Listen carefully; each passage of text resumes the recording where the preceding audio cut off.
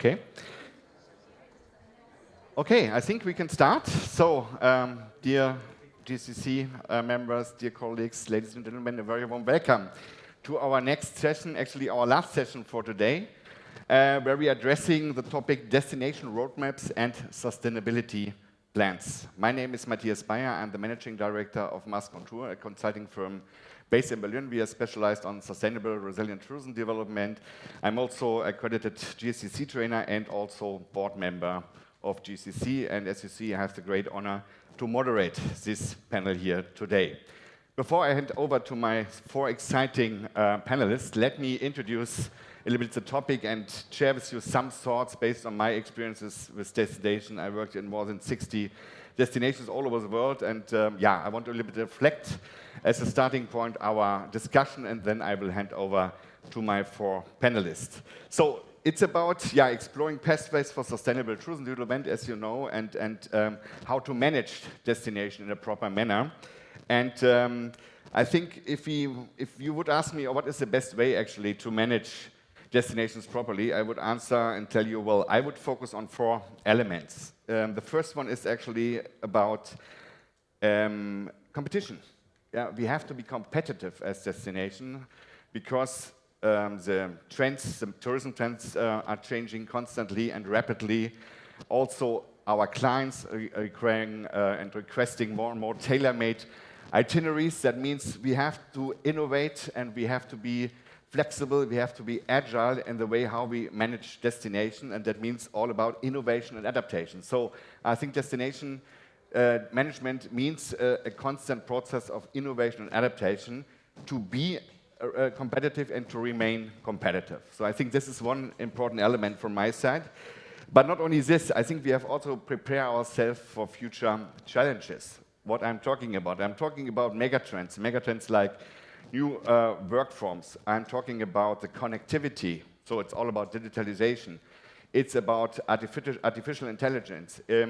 It's about a new environmentally friendly lifestyle and many other megatrends that are facing us, and that means we actually have to transform our sector. We have to transform our destinations, and this is a huge step, obviously, and it's not that you can do from one day to the other, so it's a more comprehensive and holistic transformation process. So I think that's the second point that is important, to be prepared for future challenges and actually look how we can achieve this in our destinations. A third point actually is about safe from exploitation. So we all know tourism depends on resources. So I think probably we are the only sector that depends so much on intact resources like the tourism sector. And I'm not talking only about the cultural and the natural resources. I'm also talking about the human resources. So I just mentioned digitalization, but I think still we are talking about a people's business. So it's about the relation of people. So us, we as sector with our clients, or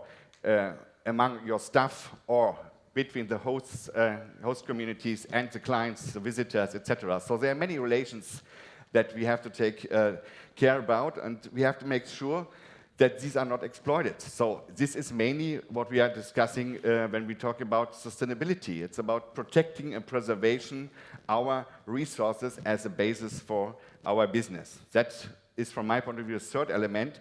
And finally, we are just coming from a big pandemic, from a big crisis. It's about to be resistant to threats, because we are not only facing health risks, we are also facing many, many other challenges, as you know, social risks, political risks, economical risks. So we have to be prepared on that, and we have to think about, okay, how is the best way for risk prevention in our destination? What are our risks actually?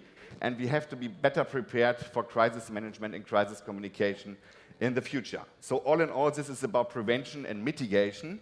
And these four elements, from my point of view, show us the way forward is a resilient tourism. So it's more than sustainability from my point of view. It's about resilience. It's about renewing. It's about rebuilding, retaining, and reinforcing destinations. And in one sentence or in a nutshell, I would say it's about brilliance through resilience. So this is actually my short input, my view on our topic, and I think we will get back to one of the other points that I mentioned in our discussion. But now I would like to hand over to my panelists and tell you a little bit what is our session about. So we will start with a short input of each panelist that we have with us. All of them will present us a short case study, interesting case studies, and afterwards I have some questions, but mainly we will obviously open the discussion to you. This time we don't have Slido, so don't try to set up your questions via Slido, but we come around with a microphone. So prepare yourself, raise your hand once we are starting the Q&A session, and somebody will provide you with a microphone, and you just deliver your question and let us know who should answer the question from your point of view. Okay, I think that's all for the introduction, and I'm very happy to introduce to you my first guest, Anthony Tan. He's actually Director of Sustainability at Sentosa Development Corporation. And you, Anthony will present us today about Sentosa's sustainability plans. What it's about, we are very curious to hear. We just heard about from other speakers what's going on in Sentosa, and you will add on this and tell us a little bit more from the destination point of view. Please, Anthony, the floor is yours. Thank you so much, Matt. So welcome everybody to Sentosa, and thanks to the GSTC, for giving us the opportunity to share our sustainability story, right? So I recall, when I was in the conference in Sweden, right, and Randy was saying, everybody in the room, will have a lot of share. The experts actually sitting down. So please feel free to also chip in and share your experiences as well. Okay, so when I was asked to look at this particular topic, right, so I thought it might be useful to think about, sort of the what, the why, and the how, right, in terms of doing a destination roadmap for sustainability. So a little bit more about Sentosa, our vision for sustainable Sentosa, right? So it's essentially looking at, to be internationally recognized island destination, but also doing this as part of the national identity and national goals to be a sustainable nation as well. So when we first set up our Sustainable Sentosa goal about 3 years ago, and we have set up 2 very clear goals. Okay, first one is to be a carbon neutral urban precinct, okay, by the year 2030, and to be a globally recognized sustainable destination. One of the first things that we really recognize is that as a island destination, for us as a public sector DMO, right, our own carbon footprint is really just a very small part of the entire island carbon footprint.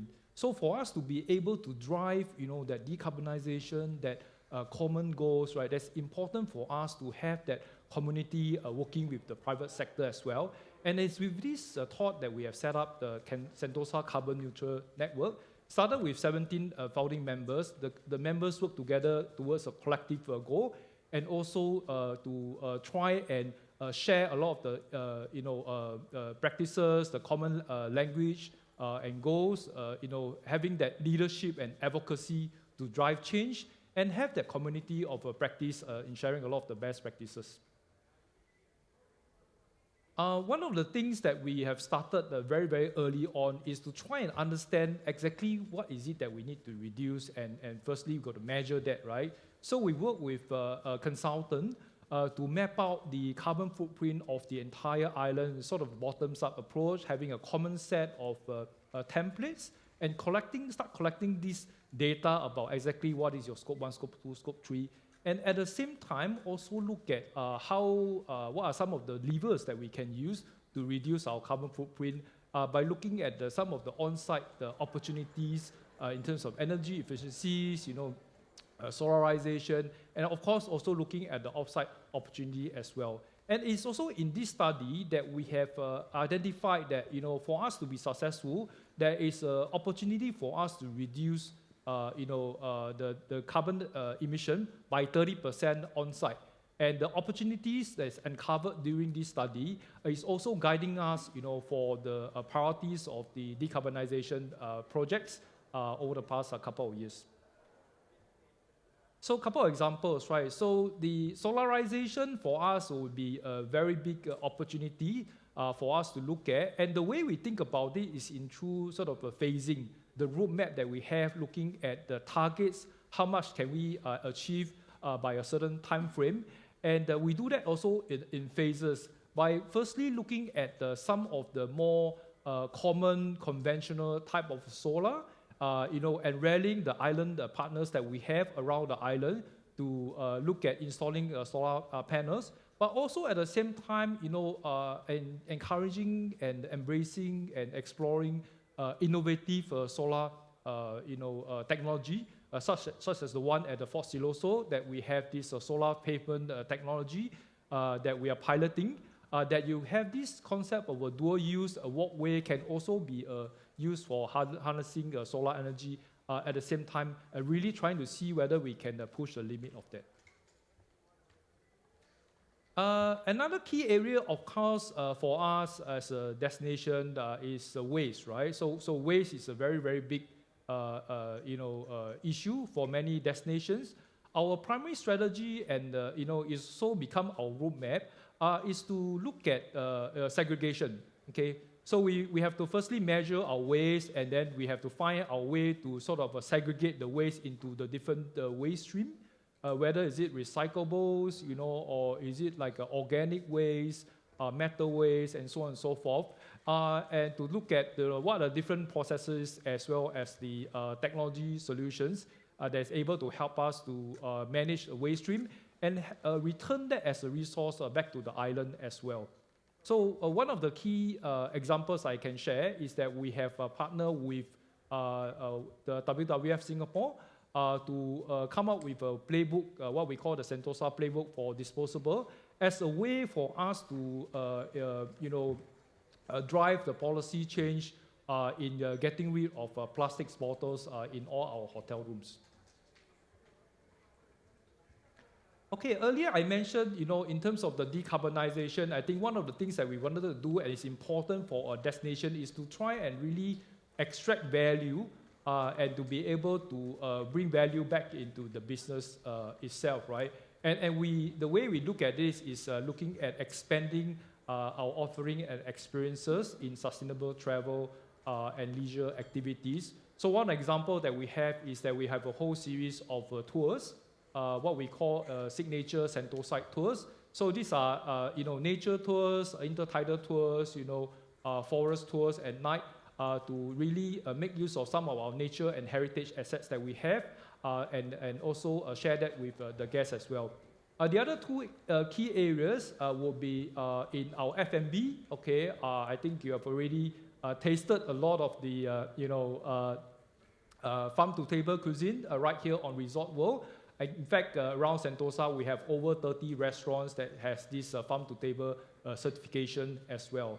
And of course, hotels are being a very important part of that. Our sustainable hotels are also a very critical part of our business ecosystem in driving sustainable experiences for our guests. So one of the key things that we needed to do is, to have this governance structure in place in order for us to have that credibility and also efficacy in driving sustainability across the entire organization by having accountability at the very top, at the board level, but also embedding, a lot of the sustainability initiatives and goals into the business itself, instead of just try to centrally manage that from a very, very small team. And it's also important for us to try and uplift and upskill and develop the people to be able to learn some of these innovative skills, and also cultural aspect, in terms of the staff mentality and harnessing their passion to drive sustainability initiatives. So one of the examples is that we have a partner with NTUC Learning Hub, which earlier this week has just announced a partnership with GSTC as well to drive, and some of this sustainability knowledge across all our businesses and Sentosa. So hopefully, I was able to cover, some of these key questions. But I think at the end of it, right, in terms of a destination roadmap, we feel that it's important to have very, very clear goals. Clarity is very important. And when we are pursuing these goals, right, we must also not, forget what are the reasons, what is the why are we doing it. I think that's very important, especially in driving and getting out some of this passion of our people. But last but not least, I think the most important is really action, right? Just that, you don't just talk about exercise, you really got to, get down to doing it, right? At the end of the day, I think we'll be judged by what we can deliver, the outcomes, and not just about our strategy and our roadmap. Okay, so I think I make it on time. Thank you. Thank you very much, Anthony. Yeah, thank you, Anthony. I think you gave us a really clear picture of what you are doing here at Sentosa. Nevertheless, let me add one question. There was one missing thing from my point of view when we are talking about climate change, and that's the transport issue. So take me as an example. I just said I'm from Berlin, so I came from Berlin to Singapore and caused about 6,600 kilograms CO2 emissions. This is 4 times more than I should do if we would like to meet the international standards and the international climate targets. So that's actually an issue. So my question would be, how do you deal with these transport emissions of your guests here? Are they taken into account, or do you say that's not our part, that's the responsibility of our clients, and we focus on the destination? Or is it something that you would also consider in terms of a holistic approach for your climate change approach and also your carbon footprint? Okay, thanks for the question. So I think the word that really comes to mind is, for this question, is actually about impact and responsibility, right? So I think within our own sphere of influence, I think it's important for us to really drive the impact. In terms of transportation, of course, it's a very big part of the carbon footprint. Whatever that we can do, for example, for Sentosa, the transportation that we have, we are aiming to be zero tailpipe emission by the year for our public transportation by the year 2025. But also in terms of the accountability, working with our partners, what is the maximum the impact that we have? I think a very key part of that is working with adjacent industry like aviation, which is a very big part of the carbon footprint. I think that's something that we will continue to find ways to collaborate with adjacent industry, especially through something like this MICE, right? So I think you have heard that outside there is actually a booth that also look at whether different ways that you can do that, including investing in the carbon credits, quality carbon credits for the air travel portion. Mm-hmm. Yeah. Okay, thank you, Anthony. Yeah, now let's switch from Sentosa, from Singapore, and look at the broader regions of the Pacific region. And I also like to welcome Penny Spurder. She's actually director of the consulting firm Global Instinct, and she's also senior consultant with TRC Tourism. And she's really active since many years in the Pacific region, especially with the Pacific Tourism Organization. And you, Penny, will share with us some experiences on sustainable tourism and the sustainable tourism commitment in the region. So we are very curious what you will share with us. Thank you very much, Matthias. Appreciate that, and thank you very much for attending this afternoon's session. It's a pleasure to speak with you today and to share the journey that the Pacific nations have been travelling on for the last few years. In particular, I think the last few points of Anthony's talk about clarity, reason and action. The next few minutes will just take you through the clarity, reason and action that's been going on in the Pacific Islands over the last few years. Tourism is vital for the Pacific region. We know that it fuels economic growth. It creates jobs and employment for many of the nations that are there on the map in front of you. And it provides vital income for communities. And for some countries, it's up to 80% of their GDP. And for other countries, it's less so. But predominantly, it's a major sector right across the Pacific. You'll see there on the map, there are 19 nations represented. And the discussion today is the work that those 19 nations have been doing behind the scenes while you've been doing all your busy work as well. Has anyone been to any of these Pacific Islands that are shown on the map? Fantastic. Okay, that's great to know that you've got a little bit of knowledge. I'm here to not represent the work that I've been doing, but in fact to showcase the work that the Pacific nations have been doing through the great work of the Pacific Tourism Organisation, which is the regional tourism organisation for those 19 or 20 member countries, and they have 200 private sector members as well. They work with many nations. Those nations are very large, and some of those nations are very small. The Pacific Ocean, which is the white bit shown on that map there, is 1/3 of the Earth's surface. And the natural and cultural diversity of that Pacific landscape is immense, and it's like nowhere else on Earth. The Pacific populations are relatively small to many of the countries that we come from, and they're located and dispersed across the Pacific region and quite a fair distance from the major source markets. The Pacific region's divided into 3 sub-regions, Micronesia, Polynesia and Melanesia, if you divide the map into 3 parts, with Polynesia sitting on the right-hand side, and we'll hear from French Polynesia a little bit later this afternoon. Melanesia is to the left of, let's just say, can't see the map, Tonga, and then up the top is Micronesia. There are also some small island developing states in that focus area as well, and a lot of these nations depend on development agency support. The Pacific region benefits from tourism in a number of ways. Briefly, we've talked about employment. Also, women's empowerment is a critical opportunity through tourism. It also helps to protect and promote their natural resources. And for blue and green economies, it's a major input to the protection and facilitation of those economies. A recent figure I saw just yesterday about shark tourism is actually worth 15 times more, 150 times more than shark fishing is now in the Pacific. So it goes to show the power of shark tourism in some of these economies. Tourism also provides important benefits for the investment and value chains, and also speaks to the very heart of what we're here to discuss today, and opened by Matthias with respect to resilience. Unfortunately, this was certainly brought to the fore recently with the dark shadow of COVID across the Pacific, and really highlighted some of the significant challenges that are there on the slide presented to you. We've got many issues facing the Pacific, particularly with respect to climate change and the environmental impacts and the associated infrastructure issues that climate change creates.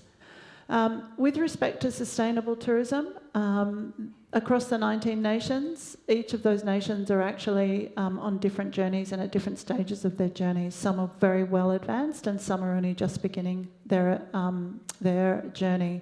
They're at very different starting points, and they have stakeholders in government and private sector with very different competing priorities.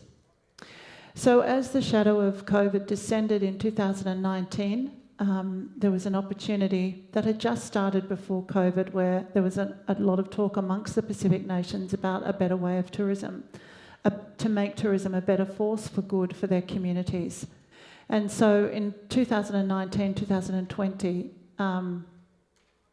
there was an opportunity brought forward by a number of countries who said we need to do something different. So with the support of the Pacific Tourism Organisation and the New Zealand government, they brought together the 19 leaders across the Pacific nations, the private sector and industry associations, to talk about what that better future could possibly look like, and also to start sharing common goals with respect to tourism. This is the first time in the history of the Pacific that had actually happened.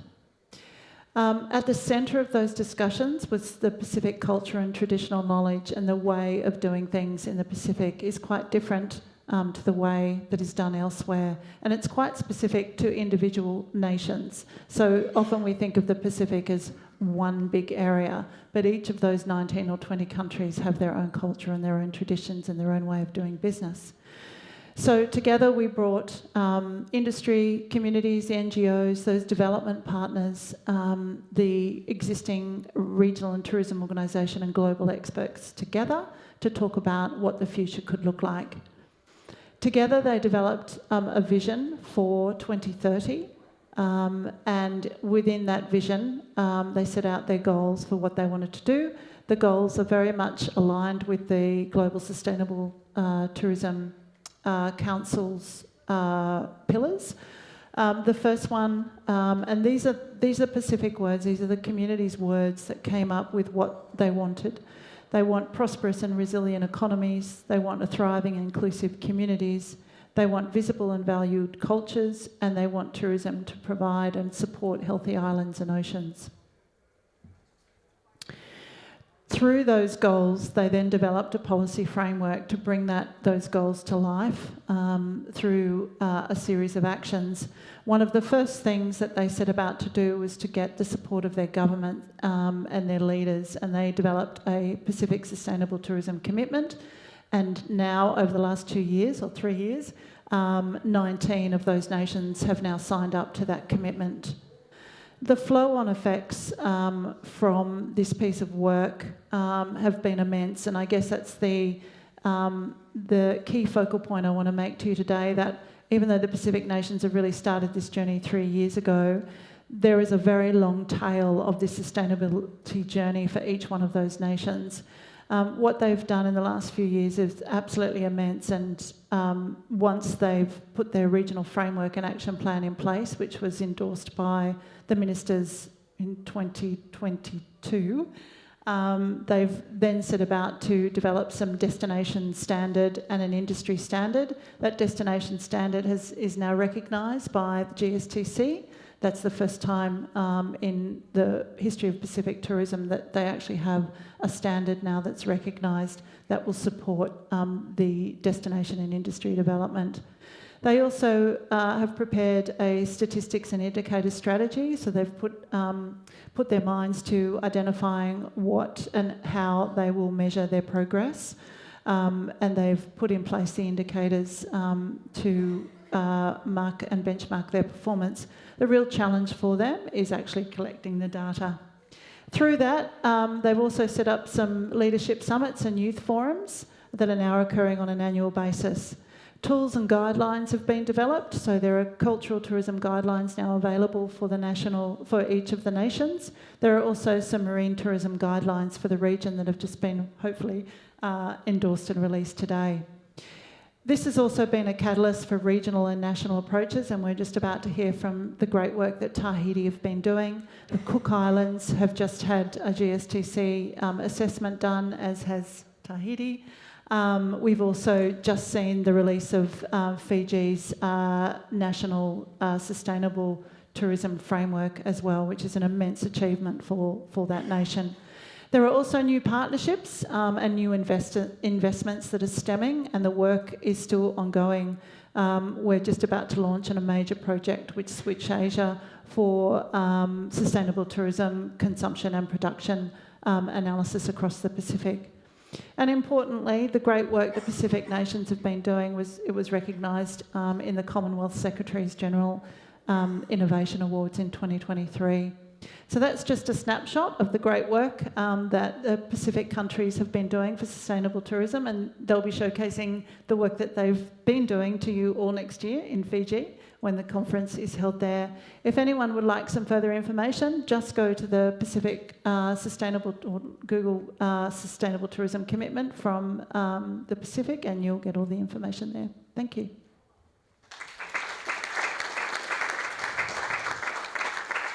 Yeah, thank you very much, Penny, for this great overview of what's going on in the Pacific with regard to sustainable tourism development.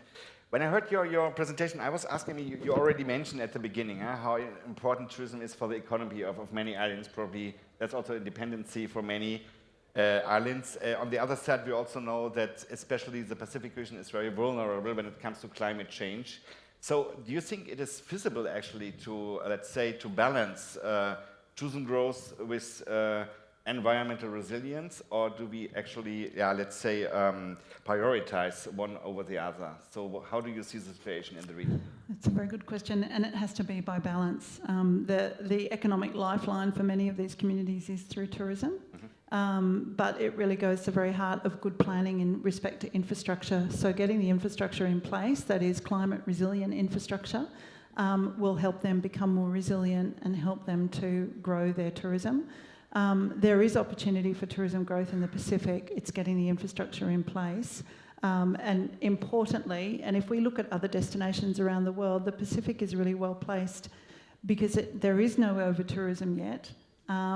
They're at the forefront of growth, so they've got, through this framework, they've got the ability now to have the conversations about what is the level of tourism that is right for their communities and right for their culture, and that's the difference, and that's where the balance can really start to come through, I think. Okay. Yeah, thank you, Penny.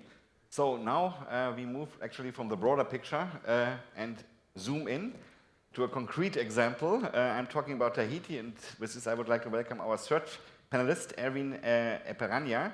He's actually sustainability officer at Tahiti Tourism and a key actor, I would say, in the future of tourism in French Polynesia with a strong focus on sustainable development. So you will explain us a little bit about the sustainability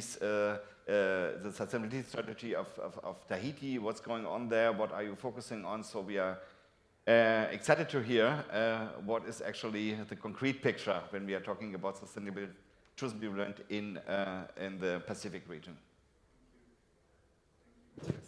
Sorry. Thank you, Matthias. Hello, everyone. Yorana. Thank you, Penny, for showcasing sustainable tourism in the Pacific. So I'm delighted to be here at my first GSTC conference. And today, I want to show and share with you how a small island destination like ours is building their sustainable strategy. Sorry. So how many of you have been to French Polynesia? Not a few. Yeah, it's very reachable from Singapore. Actually, catch a flight from Narita, Japan, or you have to go to New Caledonia or even Auckland. We are welcoming visitors all around the world, and this is actually one of our challenges in French Polynesia, as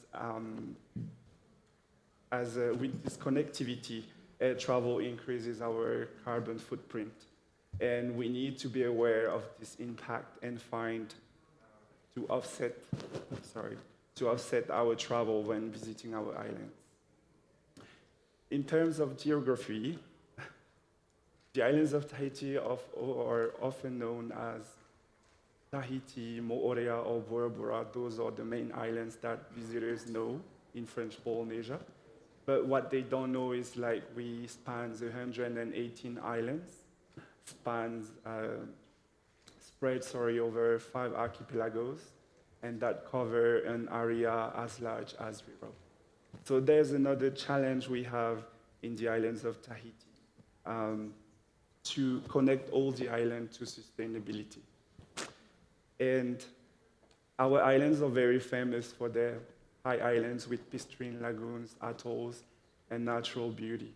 And we have to start this journey into sustainability in order to preserve this heritage for our children and the future generation. This is how we start this journey in 2022 with our Fari'ira'a Manihini FM27 tourism strategy that has a focus on sustainable tourism. This is also the effects of the pandemic, where we have to rethink our vision to tourism right now. So we run some public initiatives in French Polynesia, such as being the exclusive economic zone reserved for Polynesian fishing fleets. So this is where we get our food and no one can come in it. And we're also very well known for our largest marine sanctuary in the world, where the whales comes to reproduce and giving birth in our ocean. We are also proud to have the Biosphere Reserve in Whakarava, which has beautiful sharks and balanced biodiversity with local needs. And we are also very proud to have 2 UNESCO World Heritage Sites with the Mare Taputapuatea, where the Polynesian culture started, and also the Marquesas Island with the powerful culture. With some private initiatives that support our public initiatives, we also have wildlife protection, a coral reef restoration with coral gardeners, and we're also proud to have a deep sea water and conditioning, eco-labels, and community and cultural engagement. align with our FM27 strategy, we needed to start our sustainable tourism plan. So that's why in 2022, we have joined the GSTC program with training all the stakeholders and also all the team with the criteria. And in 2023, we ran some preliminary studies, such as the sustainability assessment for the destination, with the tourism sector carbon footprint assessment, and also a population sentiment survey versus the tourism. Those studies were very important for us because they were the backbone of the sustainable tourism plan and helped us for the phase 3. In 2024, we're still running some studies because we need more elements, especially with the tourism accommodation development master plan. That would be according with our markets and the type of accommodation that French Polynesia needs, and also an international visitor satisfaction survey in order to know their expectations when they come to the islands of Tahiti in terms of sustainability. So we started to build our sustainable tourism plan with a major forum, gathering industry partners, public services, and population, as we build little citizen committee from farmers to retirees with individuals of all ages, because this was pinpointed from the population survey because they want to be included into the strategy. So from this forum, we have referenced 100 actions that we are currently in November trying to detail all the actions and present them to the government and to the population in December. I can give you some example of what kind of actions we have identified during this forum. As you may see, there's beautiful overwater bungalow, which is our iconic accommodation in French Polynesia. And one of the actions we have to do is like to find an alternative in order to preserve the environment and still giving visitors the experience of overwater bungalow, or including yacht charter, luxury yacht charter, and also cruises into the game by asking them to give additional medical services to remote islands, or get the sewage or the trash and bring back to the main island. So this is an example of the action we have in the 100 action we have identified. So with that, we also have challenges of implementations, such as stakeholder engagement. We need to have all the players in the industry. So we need all of them, and it was quite hard to get them into it. We also have the challenge on financial resources, of course, because we need to finance all the projects and all the actions. Also for the awareness and the training, as we need to train all the stakeholders and all the communities about sustainable tourism. And the last one would be monitoring and evaluation. As of today, we don't have any platform that can do it for us. So we're trying to develop that on our side. We have quite a few expectations of this sustainable plan. We want to enhance the visitor experience, and we also want equitable benefits for everyone. Also, we want to launch a robust monitoring for a transformative impact. And Maururu.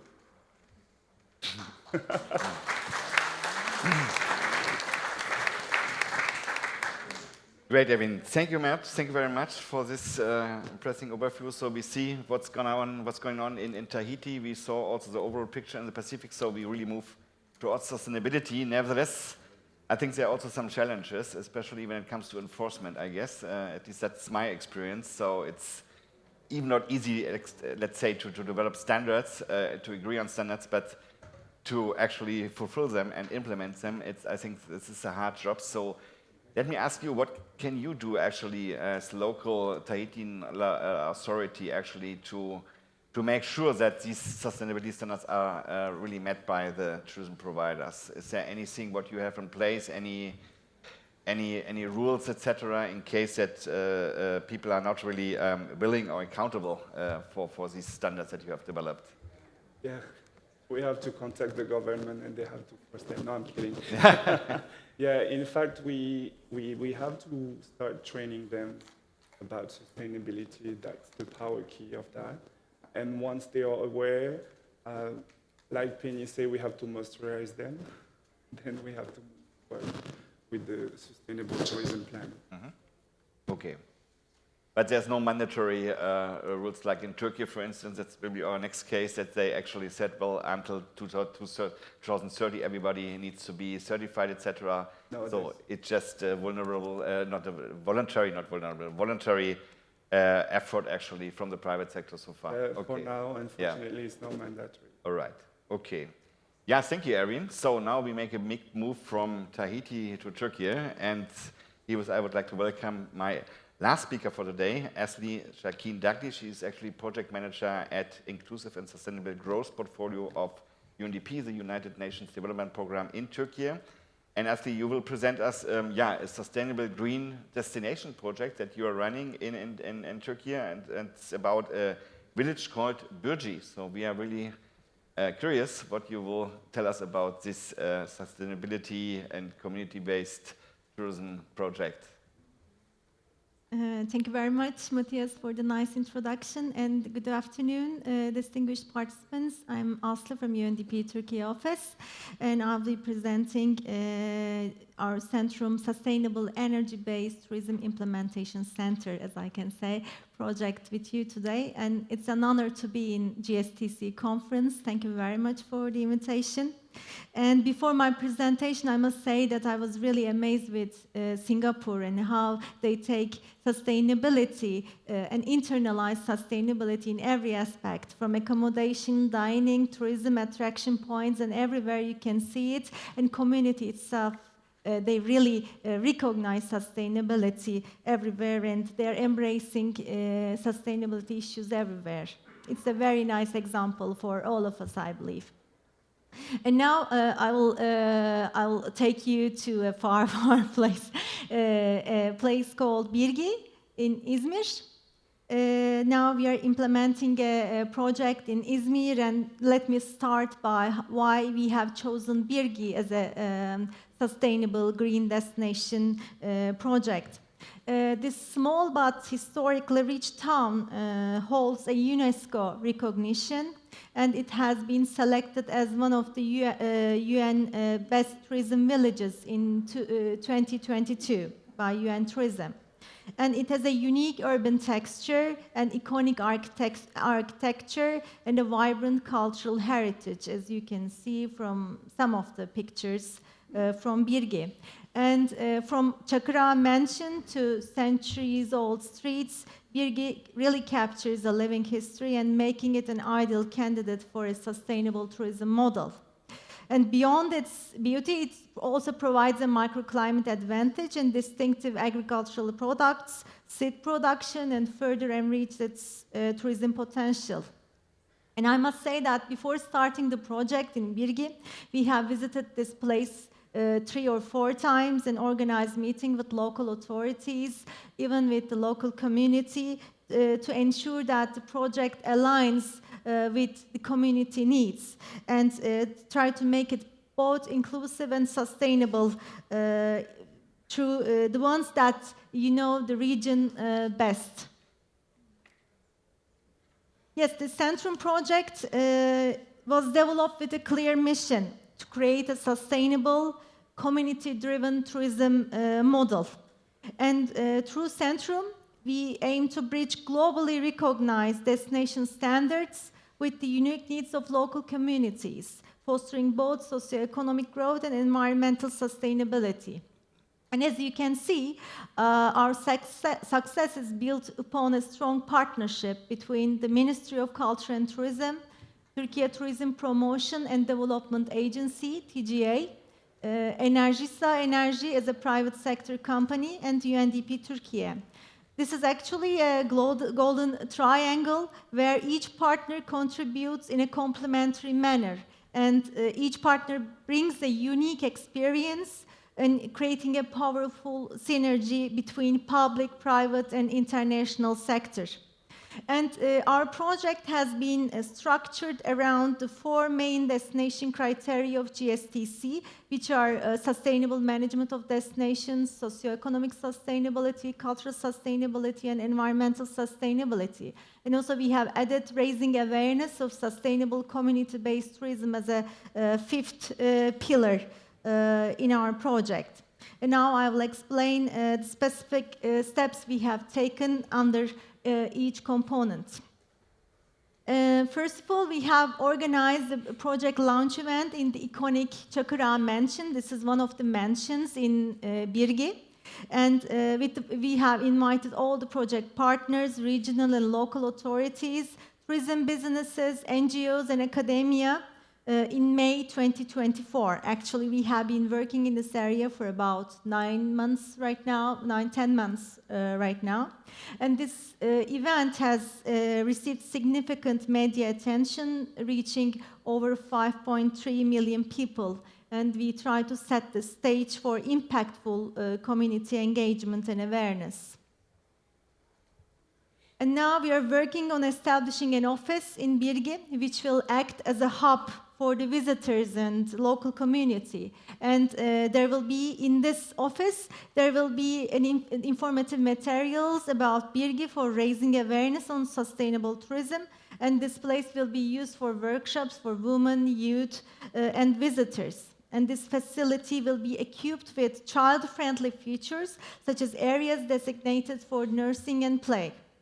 And one of the project standout tools will be the Birgi Smart Route application kiosk, which will be placed inside this Centrum office, I can say, or the tourism hub. This application will allow visitors to customize their experience based on their interests, physical abilities, and time constraints.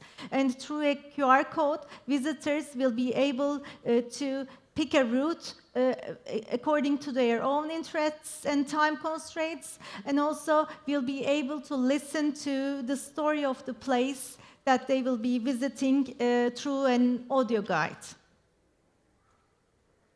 Here you can see what we are doing also under these raising awareness activities. We are implementing capacity building and trainings for tourism enterprises, women, youth, and local businesses. And these are from energy efficiency to financial literacy, branding, and sustainable tourism practices. And these initiatives are empowering locals to take active roles in shaping their communities' tourism landscape. And also this also creates a sense of ownership within the community. We also maintain a dynamic digital presence through our Centrum website, and we are featuring blogs like what is slow tourism, what is regenerative tourism, climate crisis and tourism, and this serves as a platform that we share knowledge and engage with a wider audience. And very recently, a GSTC assessment was conducted to identify Birgi's strengths and areas for improvement as a sustainable destination.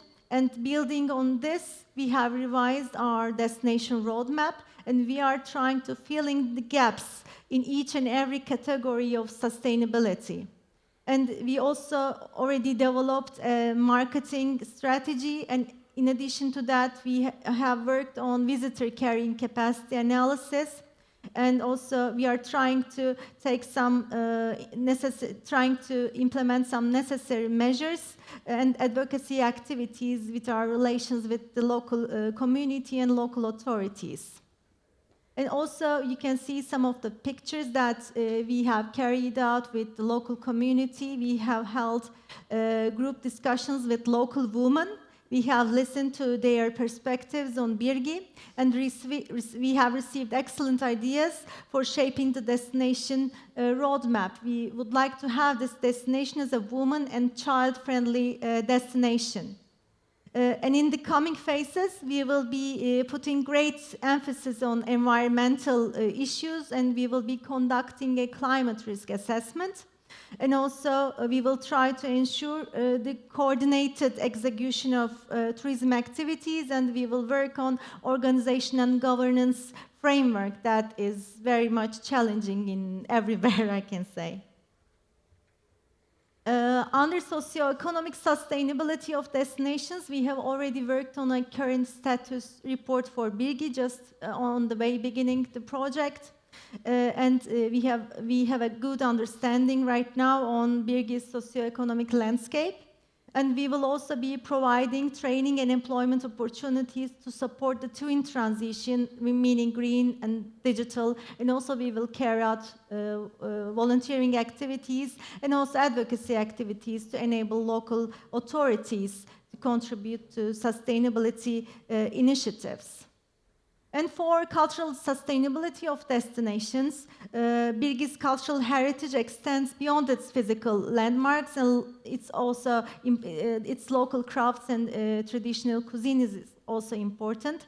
So we are working in this area as well, and we are trying to create some sustainable tourism routes. We already have some sustainable tourism routes there, and we are also working on gastronomy. We are carrying out gastronomy workshops in collaboration with the local community, highlighting traditional flavors that will serve as signature recipes for this area.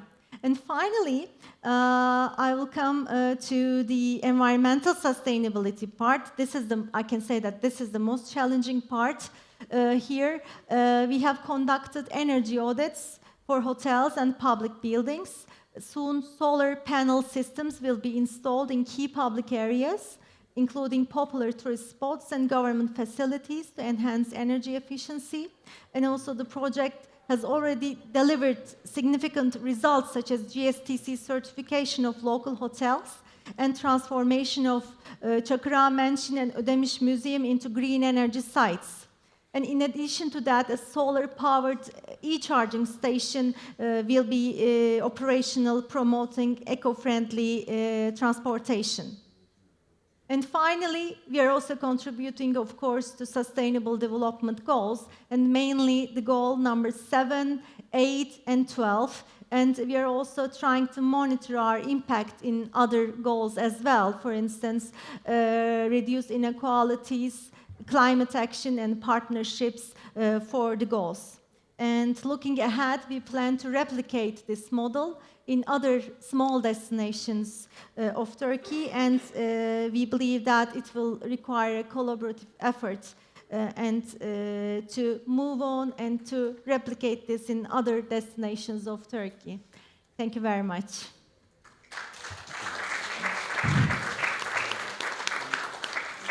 Well, thank you for your presentation.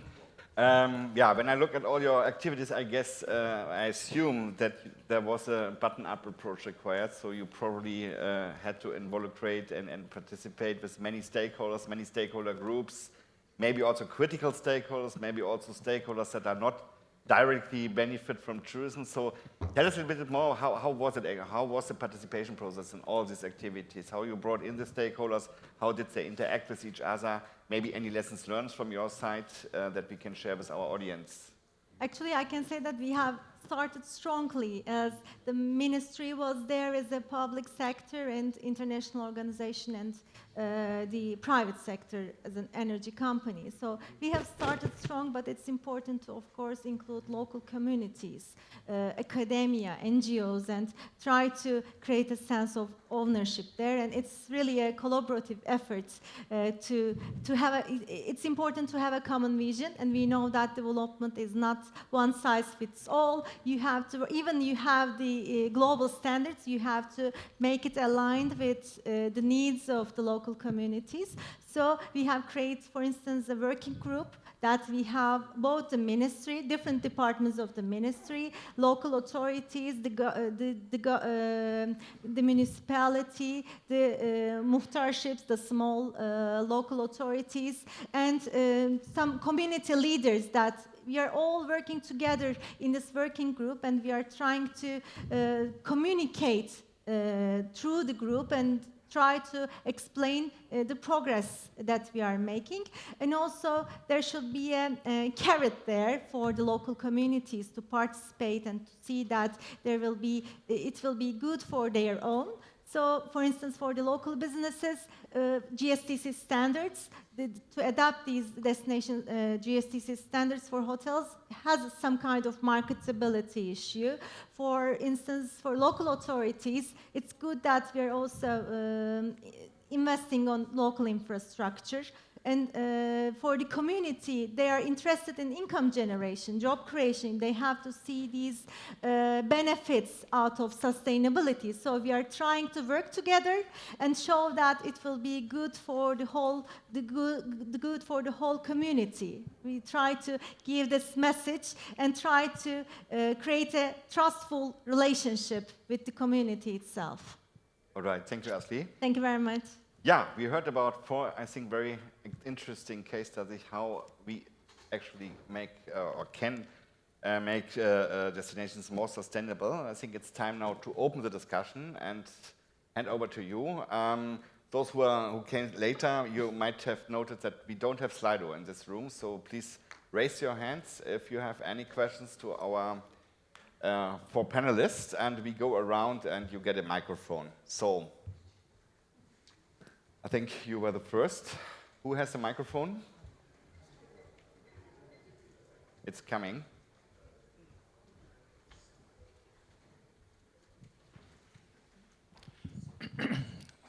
Thanks, everyone. I came to this meeting session mostly because of the good governance issue. I'm working on good governance, and it's used in achieving into sustainability for a destination. And I believe without a good governance, it's not going to be easy to achieve into sustainability. I'm asking panel members, I know Ashley from Turkey, she mentioned about the challenges in having effective governance. I would like to know more about the challenges, what do you think about good governance, about destinations? What have you done? Anything about this? Thank you. Good governance is the question. Who feels comfortable to answer? Maybe I can You can start. Yeah. Please. We can say that, for instance, in Turkey, we are trying to develop destination management offices, which will work for this as a governance to at least to have some governance framework. And for areas like Birgi, it's a very small destination, but even in Birgi, it's really hard to have this governance. It should be managed from just one point, but you have to get all the ideas, and you have to get the ownership of everyone sitting on the same table with a common vision. So currently what we are doing in Birgi, we are trying to have the optimum governance framework. We are working on it right now. Afterwards, we will be discussing this with the local authorities, even with business operators, even with the local community. We will try to have some workshops with the community to create that sense of ownership, and we will try to move forward what we have taken from them, and we try to advocate. We will also give examples for the best practices around the world that will be similar to our context, and we will try to draw a path to a good governance model. But it will not be easy, of course. It's a long process, but we will start somewhere, at least to have a framework and how to show the best case. And we will go to that direction, I hope. Thank you, yeah. I think it's an important and also complex question. The question is always what means good governance. I think ownership is for sure one element. It's also about empowerment. It's participation that I asked you before, transparency and other aspects. Do you want to add something from your side? Yeah, certainly please. I will. It's a very good question, and I know my experience working with a number of nations has been that for many of the tourism organisations, they have come from a marketing background and they've been catapulted into sustainability very quickly within the last, let's say, decade. For others, it's been a shorter period of time. And they don't necessarily have the skills or capacity, but they have certainly walked into it and built their capacity. And one of the biggest challenges for them is actually now communicating across government, across government into different sectors that they're dependent on because the supply chain is so dependent on these other sectors. So talking to their environment ministries, talking to their cultural ministries, talking to other agencies with respect to their goals and their objectives, and trying to link those agencies together with the tourism agenda. And that's been a real challenge, and much of the focus of the work has been in those nations is really trying to get the attention of government and the role of tourism and the importance of tourism. And I know, for example, that in the Seychelles have recently done some work there. That's exactly what they're doing. Their focus is entirely on getting a good governance framework because they haven't had a voice at the table of government up until now. And now they realise, and government is realising, that the importance of tourism with respect to the SDGs, and they're now getting a voice at the table. So you can't really go anywhere without really good governance from public but also private sector. Yeah, so I think, Matt, you talk about the transparency. I thought that's a very important aspect, right? You know, in terms of disclosure, you know, helping people understand, you know, what are the focus area that you're looking at and what are your targets, how have your progress has been. And I think it's also about, you know, showing the good cases you mentioned, right? You know, what are some of the good example, and hopefully that will also spur further action as well. Mm-hmm. Okay. Any other questions? So we talked about good governance. Are there any other? Yeah, please. Good afternoon. My question is relating to the involvement of local population in these strategies. From our experience, we see sometimes reluctance from public authority to get the will of the people regarding touristic situations. So in your experiences, do you rely on intermediary bodies like association, or are you seeking direct population? And then how do you assure that there is a kind of representativeness of the people you're selecting in these exercises? Okay. Thank you. Thank you. I think, Esther, you already explained us a little bit to your approach. Maybe let's have a look at Tahiti. How is your participation approach? Yeah, so with the population, as I said, we build citizen committee this year for the forum in order to get the Polynesian voices into this strategy. So we have done a selection of a variety of different people, from farmers to retirees or old individuals of all ages, in order to participate into our actions. And we're lucky because we're a small destination, so it's very easy for us to approach the population. Like the forum we organized, it was open for everyone.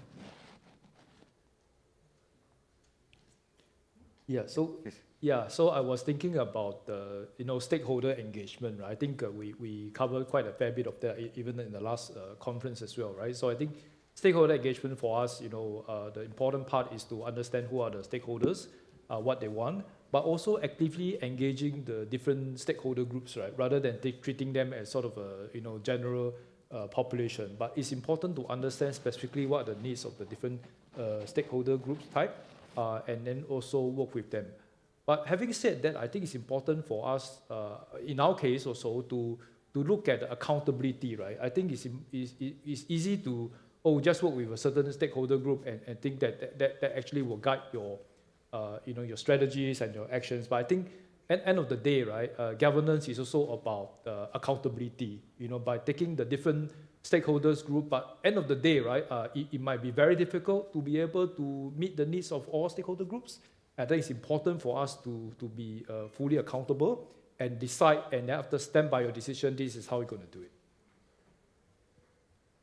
Anything else from your side at the regional level? It's even harder, actually. Because there's so many players from different islands. Yeah, absolutely. But I think one of the things that really stood out for me through the consultation and engagement process, and in fact, Dr. David Urban in the previous presentation was talking about the importance of empowering community to give that voice, which has been silent for a very long time, particularly in the Pacific. We had the benefit of working closely with civil organisations who are representative religious groups, I suppose you could say that, and different parts of society. So that really brought in a very different perspective, certainly from my experience, a very different perspective about the value of tourism and how those groups that aren't normally included in the tourism narrative can be included. And that obviously included young people. It included some of those communities that are on the outside of community or on the outskirts of community, but definitely far away from the tourism sector. Bringing them in and having that voice certainly made a difference to the work that the Pacific have been doing. And I suspect that is a Pacific way anyway, but really empowering that voice made a huge difference in the output and the outcome of this project. All right. Yeah, we talked about good governance now and stakeholder participation. Are there other topics that you are interested in or other questions that you would like to ask? Please. Always on the left here. Yeah. Very active. That's a coincidence. Okay, my name is Benjamin. So I'm looking at the destination roadmap. So what's thinking in my mind is how do we achieve net zero target that's aligned with Paris Agreement? Often, I think many organizations are looking at carbon neutrality, but they are looking at just scope 1 and 2. But then if you were to outsource your activities, it becomes scope 3. But then how do we truly achieve carbon neutrality looking at all 3 scopes? Right, from that roadmap perspective, is it achievable, or do you see the final outcome will probably be carbon offset, that you have to purchase carbon offset by the tourists, right, to offset for their emissions? Yep. I assume, Anthony, you might be the right person to answer this. Yeah, I guess this is the questions that everybody is sort of grappling with, right? Scope 1, Scope 2, Scope 3. So, like, I guess in our case, we look very closely at all Scope 1, Scope 2, Scope 3. In fact, as a DMO, right, I think we are very, very actively working with our businesses, the carbon footprint of our businesses, which is technically under GSTC protocol. That's our Scope 3, right? But in the way that we look at it, right, is very holistic, because we feel that, you can't say that you are a sustainable destination when you're small. A DMO for us is like 5-7% of the island carbon footprint. You really need to engage and have that common action and a goal to be able to say that you are a sustainable destination. So it's very, very important for us to work on Scope 3 in that sense. Mm. Yeah. Mm. Anyone wants to add? Okay. One more question, yeah? Yeah? Hi, my name is Pavlina Magrady. I have a question to add to the one that just was asked. In terms of transportation, the elephant in the room, what are your plans? And I think maybe that's even more relevant for the Pacific nations. What is the roadmap for that? How can you work towards sustainability when inevitably, You mean flying is unsustainable? Yeah. Are we talking about the local transportation, or you mean the rival departure of... Well, both. For both, Yeah. okay. Yeah, thanks. So yeah, for transportation, like flight transportation, we can't do anything for that. So we need visitors to compensate, to offset their their air travel. And by doing that, we're currently working on a project by building a foundation that can get all the offsets of the visitors, but also from the stakeholders, because this is the only way we can compensate the air travel. In terms of ground transportation, local transportation, we just started to electrifying everything. Like it's just the beginning, but we are on the way. But the main challenge is the airlines, domestic and also international. So we have to find another way to compensate that. I might just add to that too, to say it's a very, very difficult issue for Pacific nations, but importantly, there is no better example of the impact of climate change on these Pacific communities. So it's only a matter of time that the airlines, and they're actively finding solutions, as we know, it's a matter of time to where they start to change their focus to see what they can do to help build those foundations and start putting in and supporting the infrastructure that's needed to help these Pacific nations of which they bring their market to. So I think it's certainly in the next 5 years, I think we'll see significant change where there will be a shift in the narrative, I think, about how we as travellers can support the Pacific nations if we choose to visit there, because at the moment, that's actually missing. Anthony, you already told us about your transportation activities, but maybe, yeah. So, yeah. Actually, I was just thinking about the questions that are asked, and then of course we learned a lot about the Pacific nation and all that. I was just thinking, there was a lot of focus about decarbonization and all that, but I feel that we are at this juncture that as tourism as an industry, we really need to look at adaptation as well. So with the climate change, I think.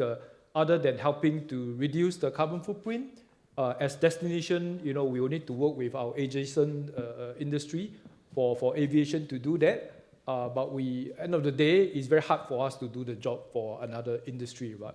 But I think it's important for us to start maybe to speed up a little bit about the adaptation. How do we protect our natural heritage, our livelihood of our people? I think the adaptation aspect probably need to be stepped up. Anything to add? I guess you don't have your own airport, so you have not the big issue with aircraft. Yeah, but still, in Turkey, the electrical vehicles are widely used right now. So we are trying to mobilize the e-charging station, as I have presented, in a small destination like Birgi, so that visitors can come to that this e-charging station to at least to.